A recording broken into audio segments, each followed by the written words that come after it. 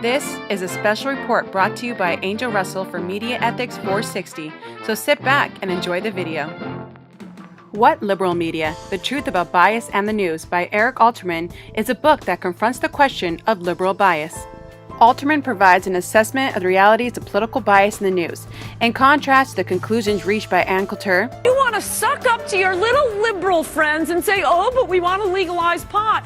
Bernard Goldberg identified conservatives in their stories 20 times more often than they identified and Bill O'Reilly. Should there be a balance of ideological opinion in the classroom? Right now, liberal professors are all over the place. Alterman finds the media to be far more conservative than liberal. The real question is the liberals who conservatives claim to be running the newsrooms, television, and radio stations of this country making an unsuspecting public into mistaking their party line for news? Or is it the conservatives who have identified media bias as a rallying cry around to which consolidate their political base? Alterman claims that most of the criticism and anger has so far emanated from the political right, which has offered people the rather unconvincing argument that a systematic left bias is destroying the quality of news and debate in our country today. But Alterman begs to differ and uses convincing arguments throughout the book. Alterman quotes, given the success of Fox News, Wall Street Journal, The Washington Times, New York Post, American Spectator, Weekly Standard, New York Sun, National Review, Commentary, and so on, no sensible person can dispute the existence of a conservative media. Well, CEO of Fox News does dispute this claim. Fox News is opinionated and conservative, and its news is delivered by people who are often opinionated and conservative.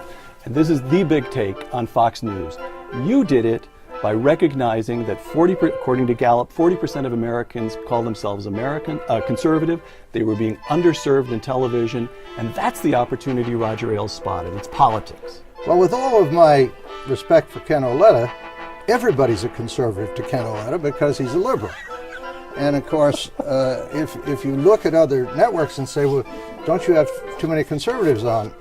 I say, yes, compared to none on the other channels. What I recognized was the American people didn't want to be told what to think about the information they were receiving. So we came up with We Report, You Decide, fair and balanced. Alterman also makes a case for schizophrenic loyalties of the media who praise a political figure one day and damn him the next. Alterman uses the Clinton presidency as an example. Clinton, initially a media darling, went from being favorite status to being butchered by both conservatives and liberals in every policy for which his administration was responsible, finally accumulating in the Monica Lewinsky fiasco. From NPR News in Washington, I'm Jean Cochran. Two planes crashed into the Twin Towers. Alterman explains how the tragedy of 9/11 especially helped President Bush, and the press became even more reluctant to criticize the administration.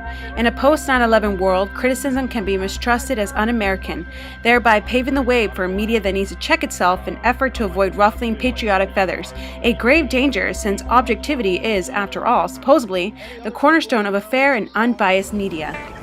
The media has become so large and so pervasive in our lives that regardless of exactly where on the ideological fence you sit, the question of media bias has become all but unavoidable. After reading What Liberal Media, you start to think that the real news story of recent years is not whether this newspaper or that news anchor is biased, but rather what extent the entire news industry is organized to communicate conservative views and push our politics to the right, regardless of how liberal any given reporter may be. Alterman states that when it comes to news content, the journalists are often the low people on the totem pole. They are labor, or if they're lucky, talent. They are not management. They do not get to decide by themselves how a story should be cast. So my ethical question for you is, how do you become successful/content with your job when your company or employer emphasizes a different ethical standard? Could you report news that you see as unbalanced and biased? And do you agree with Alterman that news is mostly conservative in America?